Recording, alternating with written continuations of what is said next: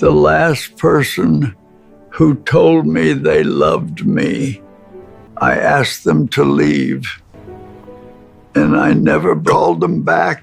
I'm 80 years old. I live in a small house at the end of a road most people have forgotten exists. There is a chair by the window where I drink my coffee every morning. 1 cup, black, no sugar, no one across the table, no one asking how I slept.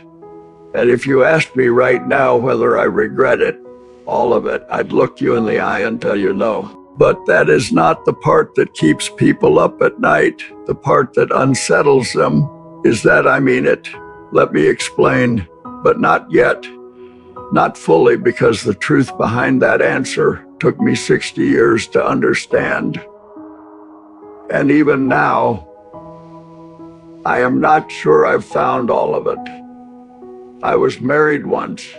Her name was Catherine. We met when I was 22 and she was 19 in a bookstore that doesn't exist anymore, in a town I haven't visited since. She had this habit of folding the corners of pages she liked, not to return to them, just to mark that she'd been moved by something. I thought that was the most beautiful thing I'd ever seen a person do. We were married for 17 years, and I need you to understand something. I didn't leave because I stopped loving her. That would be easier to explain, easier to forgive. The truth is, I left because I couldn't breathe. Not the dramatic kind, not the fighting and screaming kind. It was quieter, like wearing a coat that fits perfectly but never belongs to you. You smile at it, but every single day you feel the weight of something you can't name. And that feeling, that slow, invisible suffocation, I couldn't explain it to her. I couldn't explain it to anyone. So I left. Some mistakes don't hurt immediately. They wait. And for years I told myself it was the right choice. I traveled.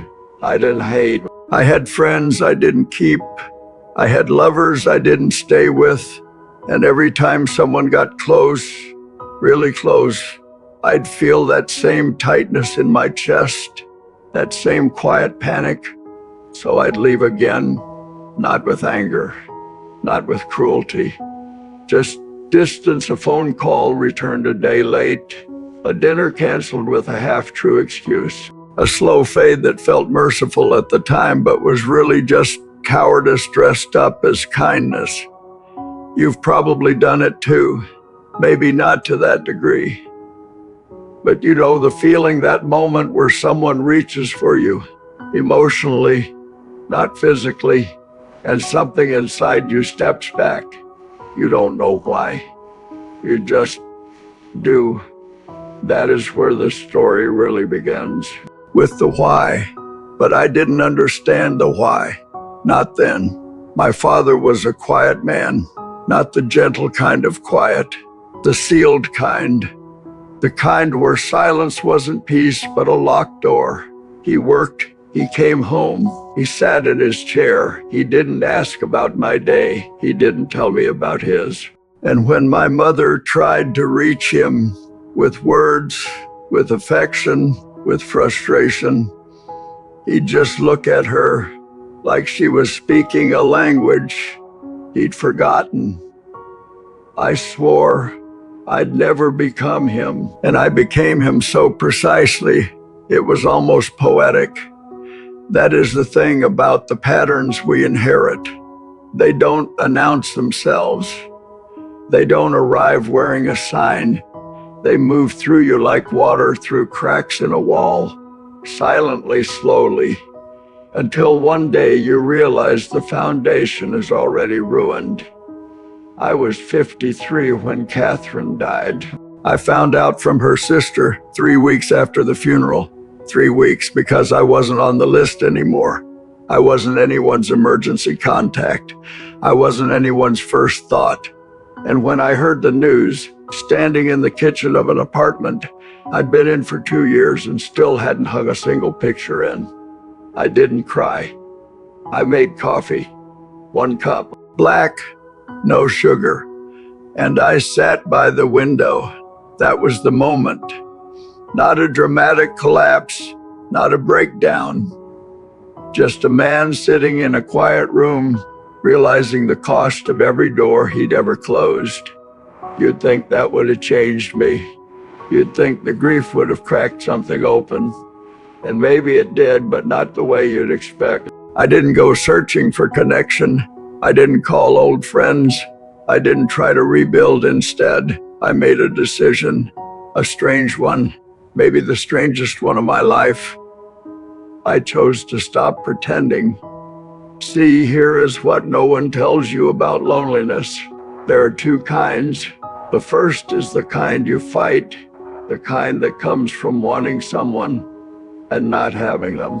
The kind people write songs about, but there's a second kind, the kind that lives inside you even when you are surrounded by people, the kind that sits in the middle of a dinner party, smiling, nodding, and screaming silently the whole time. That kind of loneliness isn't about absence. It is about misalignment, about being built in a shape that doesn't fit any of the spaces the world offers you. And I was tired of forcing the fit, so I stopped. I moved to this house, small 1-bedroom, 1 window that faces east. I planted a garden I never expected to survive, and it did. I read books I should have read 40 years ago. I learned how to be still without calling it failure. The silence stopped hurting, not all at once, not like a switch, more like a tide going out slowly, gradually, until one morning I woke up and realized I wasn't lonely anymore. I was just alone. And those 2 things, lonely and alone, are not the same. One is a wound, the other is a room you've finally learned to live in. But I'd be lying if I told you the nights were easy. They're not. There is a kind of stillness at 3 a.m. that asks questions your daytime self has learned to ignore. Am I enough? Was I wrong? Did I waste the one thing I can never get back? And some nights the answer scares me. But here is what I realized, and this is the part I wish I'd known decades ago. The thing that would have saved me years of running and pretending and hurting people I loved. You don't owe the world a version of yourself that is killing you to maintain. That is it. That is the line I spent my whole life trying to hear. I wasn't broken because I needed space. I wasn't cold because I couldn't perform closeness on demand. I was just a man who needed a different kind of life. And the tragedy wasn't the solitude. The tragedy was the 40 years I spent apologizing for it. My neighbor, Margaret, brings me soup on Thursdays. She knocks twice, leaves it on the step, and walks away. She doesn't ask to come in. She doesn't ask how I am doing. And that small, quiet act of respect for my boundaries is the most loving thing anyone has done for me in 20 years. I know how that sounds. I know the world wants a different ending, a reunion, a phone call, a grandchild running through the front door. And maybe for some people, that is the right ending. Maybe most people need that. And pretending otherwise, living otherwise, is its own kind of cruelty. I chose to die alone. That sentence sounds cold when you hear it fast. But sit with it, slow down, read it again. I chose to die alone. 3 words, each one with a weight most people never unpack. I chose, meaning I had the power to decide. To die, meaning I accepted what is coming without bargaining alone, meaning on my terms, in my space, in my peace. The world doesn't celebrate that. The world tells you that dying alone is the worst possible outcome, that it means you failed, that it means no one loved you enough to stay. But what if it means you loved yourself enough to stop performing? I've buried friends. I've outlived regrets I thought would kill me. I've watched seasons change from this same window so many times that I can feel March in my bones before the calendar turns.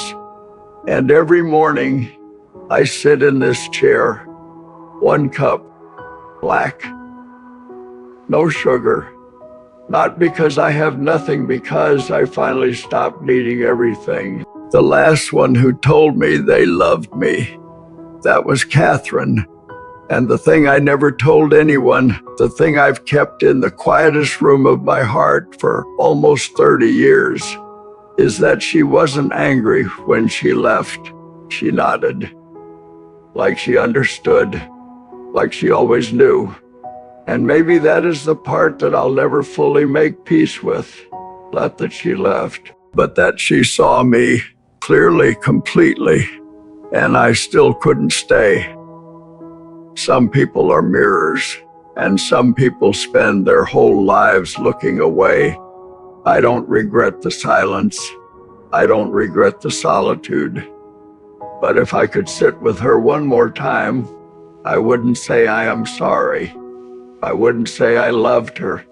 She already knew both of those things. I'd just fold the corner of the page and let her know I was moved.